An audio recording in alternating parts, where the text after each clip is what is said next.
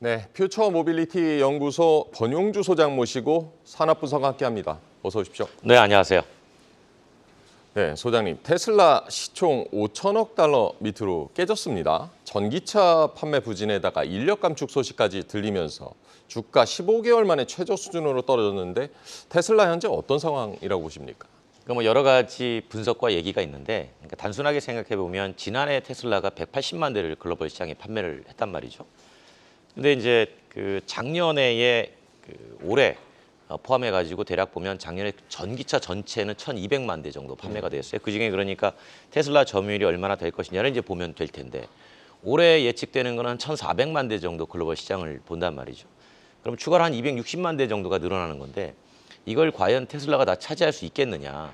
쉽지는 않을 것이다. 왜냐하면 기존의 내연기관 만드는 회사들도 이제 과거 3년에 걸쳐 가지고 우리 전기차 진입하겠다 하면서 한 2년 사이에 엄청나게 많은 플레이어들이 시장에 들어왔잖아요. 그러다 보니까 테슬라 혼자서 다 차지하기는 어려운 거고요. 그런 측면에서 선제적으로 우리의 판매 증가 대수나 또는 판매 목표량이 생각보다 도달이 어려울 수 있다라고 판단해서 인력 구조 조정에 나선 게 아닌가 이렇게 분석이 되는 거죠. 판매 목표를 감안했을 때 인력 감축까지 불가피했던 것으로 보인다라고 분석을 해보셨는데 그렇다 보니까 오늘 23일에 테슬라의 1분기 영업 실적 발표 예정이 돼 있고 머스크의 컨퍼런스 콜 발언에도 시장이 주목을 하고 있는 것 같은데요. 1분기 실적은 어떻게 전망해야 될까요? 그러니까 뭐 당연히 실적은 그렇게 좋지는 않을 겁니다. 전년 대비해서 이미 얘기들이 많이 흘러나오고 있고요. 그러니까 상식적으로 우리가 보는 거죠. 전기차 시장 성장은 전년 대비 18% 올해 성장할 것으로 예상이 된단 말이에요. 근데 조금 전에 말씀드렸듯이 이게 숫자로 보면 260만 대 정도 늘어나는 겁니다. 네. 그러면 260만 대를 누가 많이 차지하냐를 또 봐야 될 테죠. 테슬라 혼자 이걸 다 가져갈 수는 없는 일이겠죠. 네. 그러니까 현대차도 있고 기아도 있고 또 독일의 폭스바겐도 있고 중국의 BYD도 있고 여러 플레이어들이 이 260만 대를 서로 가져가겠다고 싸우는 상황이란 말이에요. 근데 이걸 테슬라 홀로는 불가능하니까 아마 실적 자체가 그렇게 좋게는 안 나올 것이다. 그런데 이제 테슬라도 무언가 수익을 만회하기 위해서 우리가 흔히 알고 있는 FSD라고 하는 그 소프트웨어 판매를 집중적으로 했었는데 그것도 판매가 좀 저조해서 이제 50% 할인해주고 있습니다. 그러니까 전반적으로 보면 이제 수익 자체는 조금 줄어들지 않겠나 이렇게 예상을 하는 거죠. 전기차 판매 올해 글로벌 전체적으로 260만 대 올해 늘어날 것으로 보고 있는데 경쟁은 치열해지고 테슬라에는 좀 어려운 상황인 것 같습니다. 그렇죠. 테슬라뿐 아니고 글로벌 주요 자동차 기업들 전기차 투자 줄이거나 네네. 조금 시점을 연기하고 있습니다. 이미 작년부터 이제 전기차 수요도나 우려는 계속 나왔었는데 전기차 혹한기가 지금 본격적으로 시작된다고 봐야 될까요?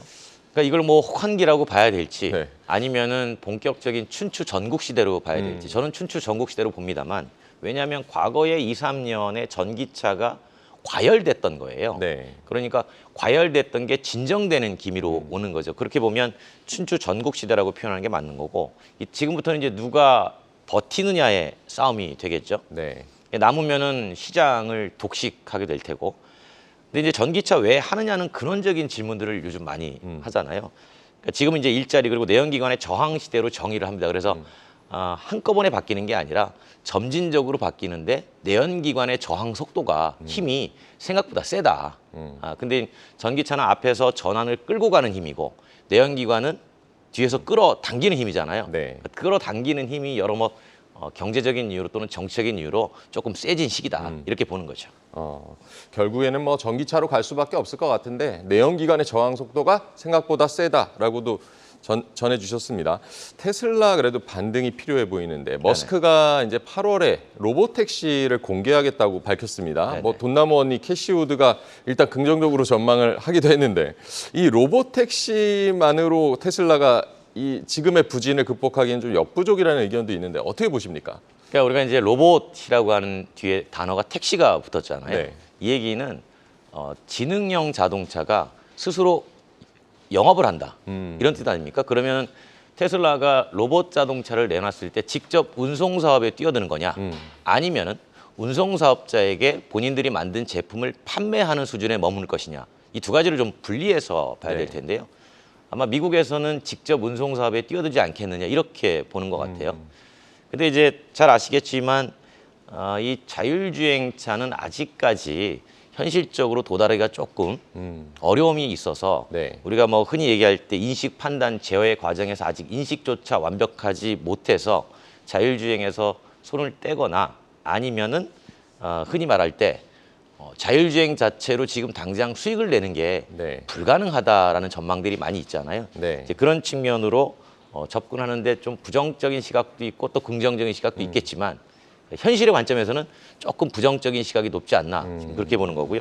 흥미로운 거는 자율주행보다 지금 미국에서는 이미 원격 택시가 등장을 했어요. 이게 무슨 얘기냐면 본인은 예를 들어서 내가 택시를 호출하거나 또는 렌터카를 빌렸을 때 그 차를 갖다 주는 딜리버리 서비스가 네. 안에 사람은 없는데 차가 옵니다. 누군가는 운전을 해요. 그게 원격 센터에서 마치 게임기 같은 운전장치에 앉아가지고 딜리버리 해주는 거죠. 그래서 자율주행 택시보다 로봇 택시보다는 원격 택시가 더 빠르지 않겠나 이런 전망들이 나오는 거죠. 로봇 택시는 결국 자율주행의 기술 진보와도 맞물려 있다고 봐야겠고요. 원격 택시 등장했다는 소식도 전해주셨습니다. 네, 당장 이제 전기차 전망 좋지 않다 보니까 국내 배터리 기업들 역시 타격이 불가피해 보이는데요. 작년부터 중국 배터리 기업 점유율 오르고 전기차 수요 둔화까지 겹치고 있어서 우리 배터리 업계 전망은 좀 어떻게 보십니까? 그러니까 이제 배터리 같은 경우는 수요를 누가 결정하냐를 봐야 되지 않겠습니까? 네. 그러니까 배터리 회사가 시장에다가 수요를 결정하는 건 아니잖아요. 그 배터리를 사서 전기 자동차에 탑재하는 자동차 회사가 그렇다고 수요를 결정하는 것도 아닙니다. 소비자가 사줘야 되잖아요. 네. 근데 소비자가 살 때는 여러 가지 조건들이 적용이 되는데 그 중에 하나가 이제 흔히 말하는 보조금이겠죠. 그러니까 전기 자동차의 시장 수요는 보조금에 의해서 정책적으로 만들어지는 영향이 상당히 크다라는 겁니다.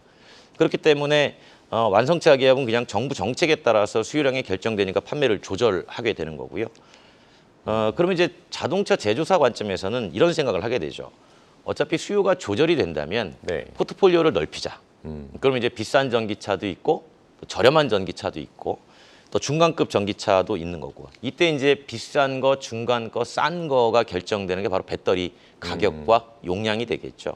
그래서 결국 국내 배터리 업계도 지금 우리가 주력했던 거는 이제 고급 전기차 시장에 지금까지 주력을 해왔는데 이제 비싸서 안 사니까 이제 저가 배터리도 있어야 되는 거죠. 최근에 뭐 SK온이나 LG 에너지 솔루션이 그 인산철 배터리의 양산을 준비하겠다라고 하는 것도 결국은 이제 배터리 포트폴리오의 다양화가 전기 자동차의 포트폴리오 다양화로 바로 연동이 되니까 소비자 관점에서는 선택지가 많아져야죠. 네. 국내 배터리 업계도 저가형 배터리까지 이제 포트폴리오 제품을 좀 다양화할 필요가 있겠습니다. 네, 테슬라는 좀 부진하지만 기존 완성차 업체들은 나름 이제 시장 대응을 하고 있는데요. 그 전기차가 좀 줄어든 자리를 하이브리드로 지금 메우고 있는데 하이브리드 시장 전망은 어떻게 보십니까? 그러니까 이제 지금 앵커가 말씀하신 것처럼 전기차 시장에 줄어든 게 하이브리드가 메운 거냐? 아니면은 하이브리드는 그냥 내연기관의 연장선입니다. 그러니까 소비자들이 전기 자동차로 넘어오지 않고 그냥 또 다른 내연기관을 선택한 게 하이브리드냐? 그러니까 사실은 후자의 분석이 더 설득력이 있는 거거든요.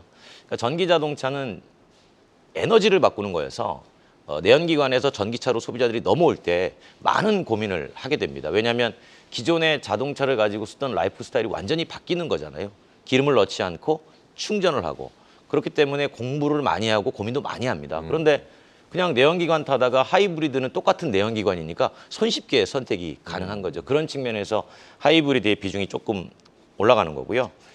여기서 당연히 이제 중간에 쉬어가는 텀이 좀 필요하겠죠. 이제 그런 측면에서 하이브리드가 득세를 할 수밖에 없는 구조인 거고 이건 이미 뭐 예측이 됐었던 부분입니다. 그래서 지금 전기자동차 관련 기업들의 고민은 뭐냐면 어떻게 하면 내연기관 타던 분들이 바로 전기차로 넘어오게 만들어줄 것이냐 이제 그 고민을 지금 너무나 많이들 하고 있는 거죠.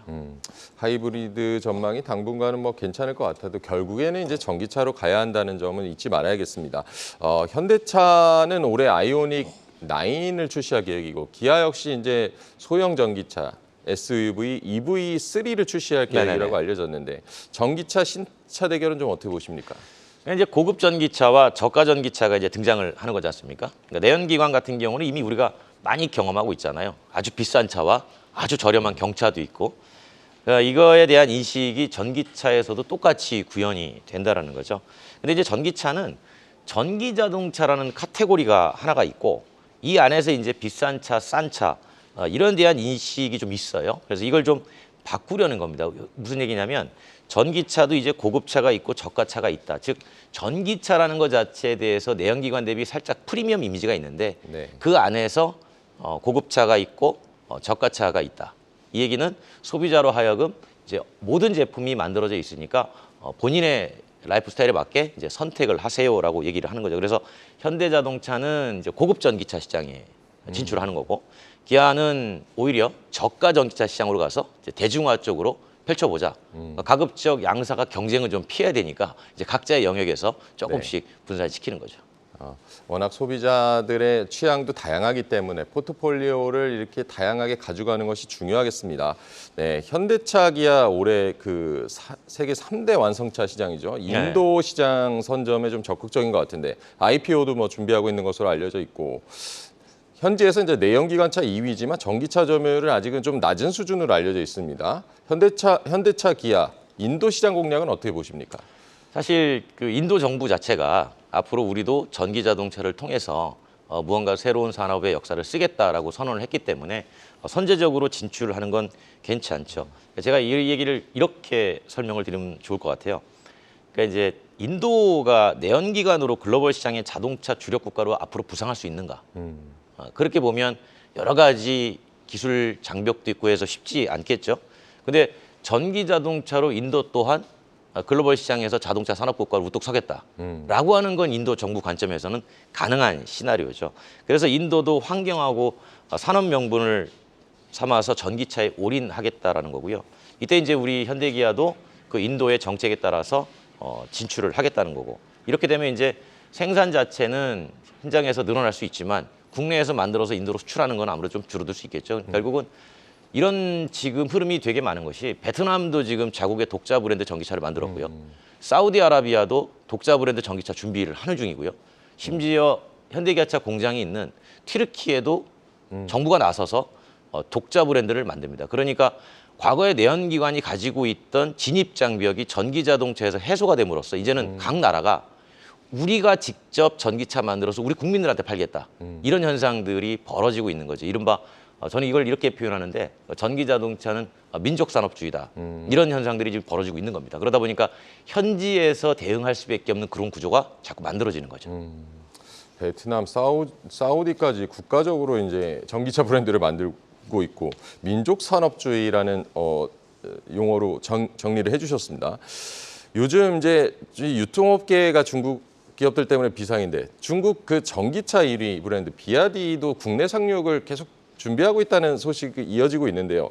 어떻게 보십니까? 그렇죠. 지금 뭐 상용차는 이미 들어와 가지고 많이 판매를 하고 있고 이제 승용 부문에 이제 언제 들어오느냐가 이제 관심사인데 당연히 상용이 들어왔으면 승용도 들어오겠죠. 다만 중국 기업들 입장에서는 이런 생각을 합니다. 한국 시장에 까다로운 규제를 가지고 들어갔을 때 과연 몇 대나 팔 수 있겠느냐. 그래서 이제 사실 BYD 이외의 대부분의 중국 전기차 회사는 한국 시장에 큰 관심을 보이고 있지 않아요. 왜냐하면 규제가 큰 시장이어서 규제 장벽을 뚫기 위해서 본인들이 기술 개발에 투자를 한 다음에 실제로 국내에 들어왔을 때는 전기차 시장이 이렇게 크지 않잖아요. 그래서 수익을 가져갈 게 없다고 보는 거죠. 다만 BYD 같은 경우에는 이미 상용에 들어와 있고 본격적으로 한국 시장에 진출하면서 이런 메시지를 주는 겁니다. 자, BYD는 전기자동차의 중국의 선두 기업이다. 이 선두 기업이 한국 시장에 와서 현대기아차랑 당당히 경쟁하겠다. 한판 우리가 뭐든지 지역의 장벽을 깨고 직접적으로 제품만으로 경쟁을 한번 해보자라는 그런 그 상징적인 메시지 차원에서 이제 한국 시장에 들어오려고 하는 거죠. 그러다 보니까 처음에 내놓는 제품이 가격이 저렴한 제품이 아니라 아마 그들의 최고급 제품이 될 가능성이 높은 거죠. 설령 판매가 적더라도 일단은 전기자동차로서 제품이 이렇게 훌륭합니다라는 걸 보여주고 그 다음에 이제 저가 전기차를 투입해서 어느 정도 시장을 확장해 가려는 전략을 펼 가능성이 꽤 높아 보입니다. 중국이 비아디뿐만 아니라 중국 전기차 기업들이 사실은 뭐 자국에서 성장을 해왔고 그렇죠. 그동안에 이제 뭐 해외 시장 얼마나 진출해 있는지 저도 잘 체크는 못 해봤는데 실제 뭐 해외에서 이렇게 성공을 하고 있나요? 그러니까 유럽 지역에서는 일부 호평을 좀 받고 있고요. 근데 이런 거죠. 중국이 본격적으로 전기차를 수출한 해가 작년부터고 올해 이제 본격화됩니다. 작년에 한 중국이 120만 대 정도 전기차를 해외로 수출했거든요. 그 주력 국가는 대부분 동남아시아, 중앙아시아, 남미 이쪽이었습니다. 유럽의 일부가 있고요. 근데 올해부터는 중국 정부가 수출을 장려하면서 수출 관련해 가지고 여러 가지 지원책을 만들고 오히려 자동차 제조사한테 수출을 하지 않으면 나중에 뭔가 불이익을 주겠다라는 입장을 가지고 있어서 이제 올해부터는 중국 기업들이 본격적으로 해외에 너도 나도 할 것 없이 진출을 하게 될 겁니다. 그렇게 되면 이제 수출 대수가 올라가겠죠. 이제 그런 측면으로 중국의 전기차 굴기는 이제 올해가 본격적으로 시작되는 시점이다 이렇게 볼 수가 있고. 중국의 전기차 굴기 올해가 본격적으로 시작될 것이다. 경쟁이 굉장히 치열해지겠습니다. 네네. 2분기 이제 조금 지나긴 했는데 2분기에 지켜봐야 할 뭐 자동차 관련 이벤트나 뭐 이슈가 있다면 좀 정리를 해주실까요? 당장 다음 주에 세계 최대의 모터쇼가 베이징에서 열립니다. 여기에서 이제 중국 전기차의 굴기가 어느 정도인가를 직접 확인할 수 있는 계기가 될 것이고요. 아마 그 자리에서 중국 전기차 기업, 신생 기업뿐만이 아니라 토종 기업들도 앞으로 우리가 어떻게 해외로 진출하겠습니다라는 전략 발표를 꽤 많이 하게 될 겁니다. 아마 그런 것들이 해외로 나가면 당장 우리나라 제품하고 직접적으로 경쟁을 하기 때문에 이제 우리가 좀 예의주시해서 봐야 될 행사인 거죠. 다음 주 25일에 개막하는 중국 베이징 모터쇼도 주목을 해봐야겠습니다. 네, 퓨처 모빌리티 연구소 권용주 소장과 얘기 나눠봤습니다. 감사합니다. 고맙습니다. 계속해서 다양한 경제 이슈를 알고 싶다면 구독과 좋아요, 알림 설정 부탁드립니다. AI 캐스터 권미정이었습니다.